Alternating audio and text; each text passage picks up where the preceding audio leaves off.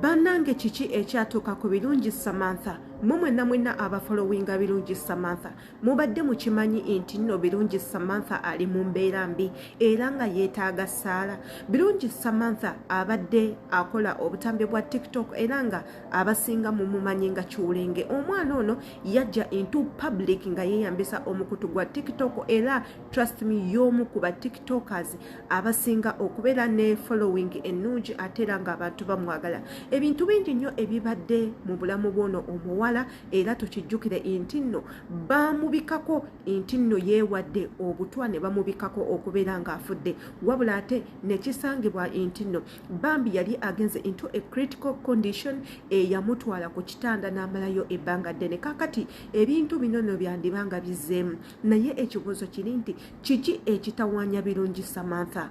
Ayina healthy problem, healthy condition, ekintu ekyo ekyamanyi ekitasobola kubeera nga kigetinga healed what? Omwana ono nze nno ku bbanga lyemmaze nga mulaba ennaku zonna abadde nga tava ku kitanda. Birungi Samantha eva ng'abeera ku kitanda, Birungi Samantha eva ng'abeera mulwadde. Ekyandeetera okulowooza oba omwana ono bwe yava ku kyeyo yafunayo ekirwadde ekyamaanyi kyatasobola kuvaayo ku encrosinga eri ensi obategeeza nti banange nina ekizibu bwe kine bwe kiti kye najja e Bulaaya. Ekintu ekyo kisoboka kubanga ne Brisha Kashimwati bwe yali yava e Bulaaya n'akukunulayo ogulwadde ogw'amaanyi. Ate era siye kanange ne Bulaaya gyendi nina ekirwadde ekyamaanyi nga nakijja eno kintwalidde ssente ennyingi ennyo, nemereddwa n'okuba nga nzijanjabwa okufuna obujjanjabi obutuufu ate nga ngenda mu malwaliro ag'ebbeeyi ne mpaayo ssente nnyingi, ekirwadde kigaanye okuwona. Mwemwe n'aba subscribing ku eno channel mukimanyi nti nno nafuluna scalp fungal infections ziganye okuwona, zimazeeko emirembe. Obeera waakamala ino treatment. I've been on treatment kati gigenda myaka ena, nkyusizza amalwaliro. Mu myaka ena nfunye amalwaliro 4 ge bagamba nti nno ge gasinga obulungi mu lino eggwanga n'ebiganye okuwona. So ebintu ebyo byonna bisoboka. Golowooza ki ekiruma omwana ono? Tugenda batwalako mu katambi one of Birungi's closest friends bwe yavuddeyo n'ategeeza n'agamba musabire Birungi ali mu mbeera mbi era teweewuunya amawulire engagazze we yakomyawo. Tugenda batwalako mwako akatambi wabula nga ate subscribinga okwate kade oleme kusubwa video zonna ze tuteekayo, commentinga munange tumanye ekikyolowooza. Katugendako mu katambi akazze ne katutegeeza nti nno Birungi Samantha embeera mbi nnyo yeetaaga buyambi bwamwe. Katugendako mwako akatambi.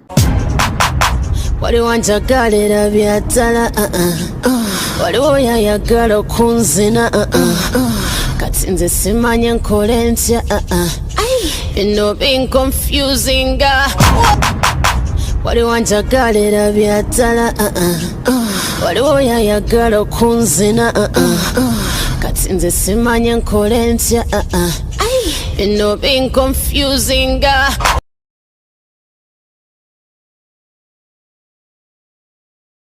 Akatambi ako mukewuliriddeko ate nga nsuubira nti nno mwakawuliddeko dda kubanga kabaddeko ku mukutu gwa internet era ne babateerawo n'ennamba eri mwenna those that are willing to help and support Birungi Samantha mubeere nga muyitako ogwo omukutu. Abantu abamu mugenda vaayo mutandike okugamba ayina omusajja omugagga tebeetaaga buyambi, omusajja asobola okumuyamba. Njagala okutegeeza when it comes to life there is no money that is enough. No, when it comes to life there is no money that is enough. Kubanga obulamu buneeno bulya ssente, ekisagana n'ekisagana kya ssente okulaba nti no obuyimirizaawo obeere nga weeyagaza oba bubeere nga bweyagaza. So tetumanyi actually nze ng'omuntu I really don't know what's going on. Simanyi kituufu kiriwo oba yaddamu n'alwala oba nsonga za mwana oba kiki sikitegeera kubanga ne yatugambye teyatunyonnyodde exactly what's going on oba Birungi ABCD wabula tutegeezeza nga ye omuntu nti yatutte obudde n'abeera ng'anoonya ku Birungi Samantha alabe wa gy'ali kubanga omuwala ono abadde abuze ku internet, abadde abuze ku mukutuko ogwa TikTok. She is no longer posting, she is no longer uploading any video. Tajjayo luli tubadde twamumanyira nti yes of course abadde ng'akola obutambi bwe nga eva babeera mu ntalo babeera mu kuyomba era nze nakoma okumanya when she has given birth to a baby, we nakoma okumanya impozi n'essaga ezamutuuka nakomako omusajja ayenza omusajja bino omusajja biri omusajja biri ebyo bye nakomako okumanya. So obutambi bwonna obubadde nga bubadde nga bawa TikTok abantu abatamwagala, those likes of Donasiya nga bali mu kwevuma, bali mu kwewemula. Nnyoko yakuteekako ekitambo era gwe baakusaddaaka era abaana wabazaala mu kitaawo era muliko ekikolimo, abaana bo bajja kufa nawe ojja kufa. Ebyo ebintu kyovula tubagamba bw'oba oyomba n'omuntu noonya the right words to use. Tovaayo buvina ogamba muntu ogenda kufa era gwe oliko ekikolimo oliko ekitambo era baakusamirira era bakola ebintu ebyo bikwata kubanga you're connecting with evil spirits. You're connecting with evil spirits.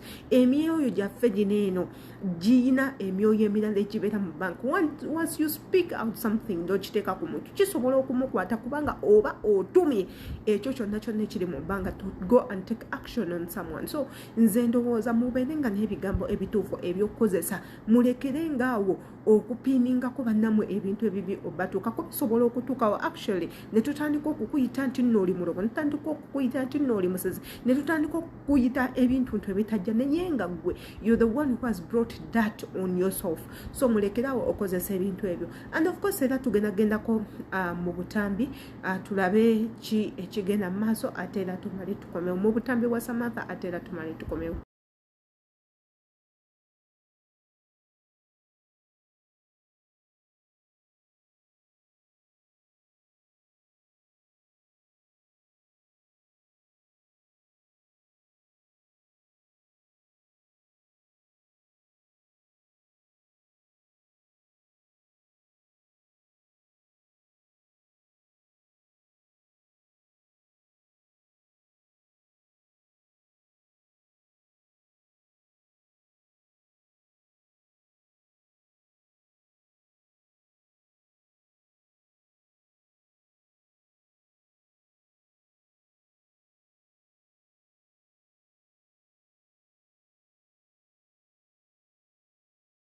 Obwo bwe bumu ku butambi bwa Birungi Samantha Bweri yasembayo okupostinga Bambi. Katusuubire all goes well era tusaba Mukama amuyambe Bambi bw'aba ali mu mbeera yonna emunyigiriza amuyambe amuteekeko ekisa Bambi mukazi watto asobole okuddamu abeere mu mbeera eyeyagaza. Yadde ebiseera ebisinga tubanga we have different opinions, tubeera tutegera byanjawulo bye tukola byonna byanjawulo naye of course omuntu yeetaaga n'abeera mu mbeera ennungi. Wabula ate era sigenda basolira ngenda kubanga mbatwalako mu butambi bwa Asia Nagudi yavudde n'abeera nga awa congratulations nga congratulating, she sent her congrats kuba new wedded couple baneno twogerako Amina tekako ne bawe Avieta yavudde n'agamba nti abaagaliza obufumbo obulungi. Video ezo ngenda kubanga enzibatera waneno muzabe nsubira mwazabye naye era nga bweri enkola however much nti muzabe there are a lot of people ku muguno omukutu nga they did not get those videos. So tugenda kubanga tuzisaawo waneno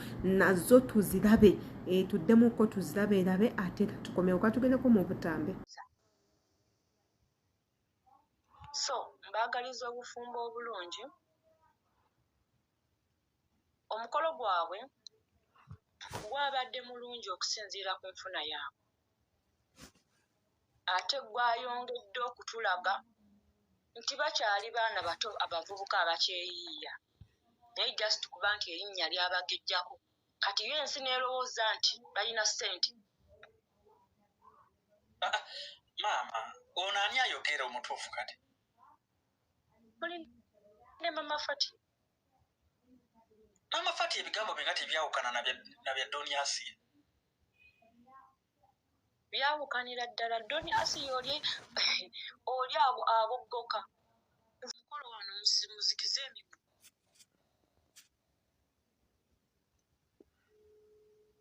Tujja ffe Kirungi omusajja yafuddeyo n'aneegaana kati esitaba yonna omusajja yenna ajja gwe mbaleetera. Omusajja gwe mbadde neesibako yavuddeyo n'aneegaana. Anti nawe manyi lwaki oyakuyegaanye yaze nangamba kunaye mwannyinazo sina kyamukolera ngezizako tolaba mukwano tolaba nti osusse olina okuba ng'okyusakyusa mukatolaba omusajja yakulesse kati ogenda beerawo oti mukwano si yasoose. Omanyi gye nasookera? ate gye wasookera nga naye ovumayo. Omanyi gye nasookera?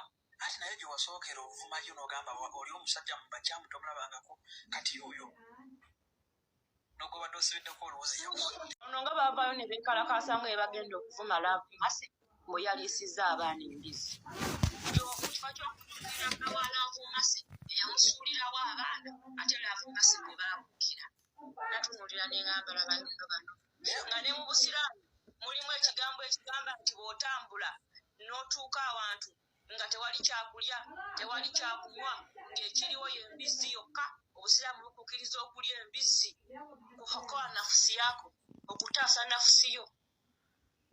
Ojjukira Asiya bwe wakola emikolo ne bakwanjula e Saudi Arabia eyo ojjukira nti twajaguza olunaku lulamba nga tugamba omwana ttu bamukuba mukwano yali nika ogwo tegwali mukolo yali nika ono yabadde akola ki naye nabadde yali nika neeno nika kwabadde kukyala.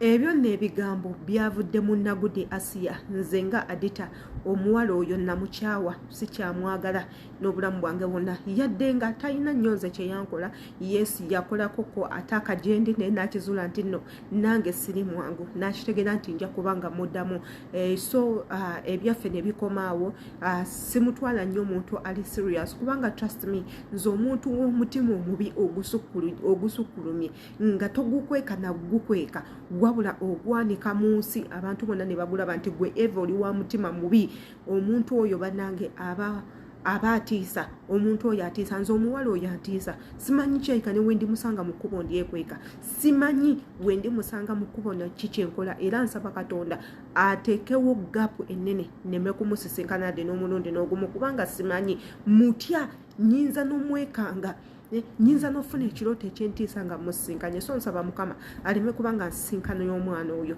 tuleme kusisinkana kuba nze ndowooza muli alabika alimu omutima omulogo oba sekyonga n'obutemu ovanga ku muntu abeera n'obukyayo obwenkomeredde ku buli muntu omuntu oyo taba mwangu abeeranga ekisolo abanga ekisolo tasaana kubanga yesemberezeka oba omwana oyo yayitako mu mbeera embi n'abeera mu bulamu obumutulugunya nnyo obulamu ne bumutulugunya n'atukesa neekyawa ekintu ekyo sikimanyi oba lwakuba nti yalwa nnyo mu bawarabu baneeno zempisa ezo zalina omanyi abantu baneeno betukoleramu be bantu abakyasinza omutima omubi nti Katonda yavaayo n'abalaba n'abasaamu nabbi omulamba ayingire mu bo abasomese asobole okubakyusa endowooza n'emitima n'abateekamu nabbi n'abasindikamu n'ekitabo kiramba ekya Qur'ani ensi zonna zekikkiririzaamu abantu bano bakyuke wabula baalema okukyuka era obukambwe bwabwe empisa zaabwe embi emitima gyabwe emibi obusosoze obutemu obussi okusosola bikyagenda mu maaso so nze ndowooza oba ebintu ebyo yabiyigira eno olw'okuba nti yalwanya eno ate n'ayingirira bizinesi ekyasinze okuba ey'ekituju mu ggwanga lino mwe yali zeze embeera ze nange simanyi Nagudi talina muntu yenna gw'ayagala oyinza n'okwesanga nga nennyina amuzaala tamwagala yadde kitaawe yadde baganda be so kansuubire nti n'obutambi buneeno mugenda kubanga mubufuna mu bulabe ate era mu komentinge gwe tubuulire obulowoozaako ki embeera bwe ziti olowooza kiyinza kukoleka kitya abakyala abali eyo abakyazaala abaana nammwe abalina abaana mufube okulaba nti mubuulirira ku baana bammwe mubabuulirire mubaleetere okubanga n'ensonyi ng'ebintu ebimu tebalina kubyogera abweva maki nga baagala mubateekemu ensonyi mubawe n'ebigambo ebituufu ebyokukozesa nga bali mu bantu biki bye balina okwogera nga banyiiza oba nga basanyuse kijja bayambako mu bulamu bwabwe obw'emaaso yenze Shila Adita subscribing akwata ne kade imbaagala nnyo see you tomorrow.